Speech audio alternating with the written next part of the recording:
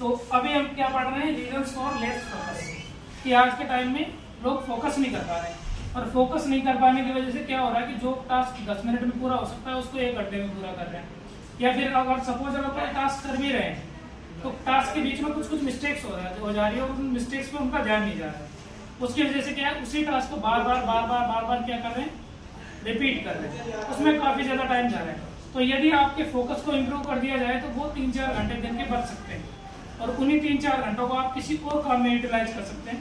ठीक, तो जो रीजन है, सबसे पहला रीजन तो excessive use of cellphone. Excessive use of cellphone से क्या होता है कि आप जैसे कि आधे घंटे तक रील्स देख रहे हैं सुबह उठ के फोन में, तो आधे घंटे में आप 45 रील देख ली सपोज आपने, तो 45 डिफरेंट इमोशंस को आपने फील किया 30 मिनट्स में, तो आप किसी भी एक इमोशंस पर 30 सेकेंड्स तक के लिए भी स्टेबल नहीं रह पाए।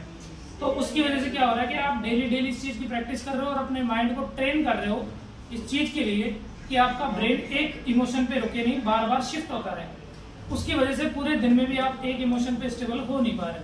ठीक है, तो वो एक बहुत बड़ी प्रॉब्लम है, और उसकी वजह से पूरे का पूरा दिन चिड़चिड़ा बनने जाता है।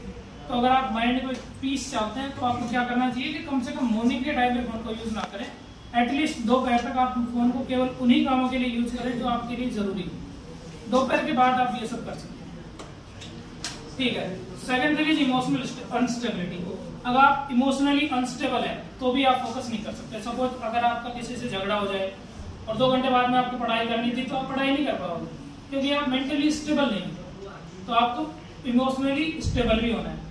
स्टेबिलिटी के लिए आप कुछ काम कर सकते हैं। पहला काम तो आप कर सकते हैं कि एक्सपेक्टेशंस जो आप रखते हैं बहुत ज्यादा लोगों से, क्या कि आपने किसी के लिए कुछ किया, उसने आपके लिए कुछ नहीं किया वापस में, तो आपको लगेगा कि नहीं ये चीज खराब हो गई, गलत हो गई। ठीक है, तो एक्सपेक्टेशंस कम कर देनी है लोगों से, तो थोड़ा ठीक रहेगा। उसके बाद में मॉर्निंग वॉक।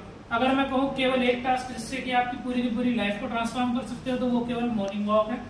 आप मेंटल पीस रहेगी, फिजिकली हेल्दी रहोगे, हर टास्क पे आपका फोकस बेहतर हो जाएगा। ठीक है, पॉइंट नंबर 3, इसको सॉल्व करने के लिए मेडिटेशन कर सकते हो, सिंपल मेडिटेशन कर सकते हो, मंत्र के साथ कर सकते हो, या फिर और कोई अगर आपको पता है साधना वगैरह तो वो भी आप कर सकते हो। That depends upon you. Next point क्या कर सकते हो कि डिवोशनल सॉन्ग सुन सकते हो। सुबह उठने के बाद सॉन्ग सुन सकते हो, जैसे कि नारायण स्रोत होता है, हरि स्रोत, उसके बाद में शिव तांडव स्रोत, या फिर जो महाभारत में फ्लूट वाला सॉन्ग था भगवान श्री कृष्ण ने बजाया था, तो फ्लूट वाला सॉन्ग सुन सकते हो। तो वो क्या है, मॉर्निंग में एक बार अगर सुनोगे तो वो बेहतर रहेगा। रील्स में नहीं सुनना है, यूट्यूब पे, या फिर एक काम करो, एक दिन डाउनलोड कर लो ऐसे सॉन्ग्स को और डाउनलोडेड में जाके देखो, तो वो डिस्टर्बेंस नहीं। तो इससे क्या आएगी, आपके थोड़ा इमोशनल स्टेबिलिटी आएगी, फोकस बढ़ेगा। थर्ड रीजन है एनवायरनमेंट। अगर मैं यहाँ पे पढ़ा रहा हूँ, अचानक से यहाँ पे आस पास शोर होने लगे काफी ज्यादा, तो शोर होने लगेगा तो क्या आप फोकस कर पाओगे, मैं जो पढ़ा रहा हूँ उस पर नहीं कर पाओगे। तो एनवायरनमेंट बहुत ज्यादा मैटर कर जाता है। इसीलिए जो पढ़ने वाले बच्चे हैं, स्टूडेंट्स हैं, वो क्या करते हैं, लाइब्रेरी में जाके पढ़ते हैं। क्यों? क्योंकि एनवायरनमेंट मिलता है। और अगर आप 10 लोगों को पढ़ता हुआ देखोगे तो मन करेगा कि यार अगर ये लोग पढ़ रहे हैं डेडिकेटेड होकर तो मुझे भी पढ़ना चाहिए। तो एनवायरनमेंट का बहुत ज्यादा फर्क पड़ता है। ठीक है, एनवायरनमेंट के बाद में हम देखते हैं क्यूरियोसिटी या इंटरेस्ट। कहते हैं कि जिस काम में इंटरेस्ट नहीं हो वो काम नहीं हो सकता। जैसे कि अगर मैं मान लो एक कोई बुक जो आपको बिल्कुल पसंद ही नहीं है, मैं आपको वो बुक दे दूं पढ़ने के लिए, तो आप पढ़ पाओगे नहीं। अगर कोशिश भी करोगे 10 मिनट के बाद में करोगे नहीं, अब ये नहीं होगा। लेकिन ऐसी बुक जो आपकी फेवरेट बुक अगर मैं वो आपको दे दूं तो आप 2 घंटे तक 3 घंटे तक पढ़ सकते हो।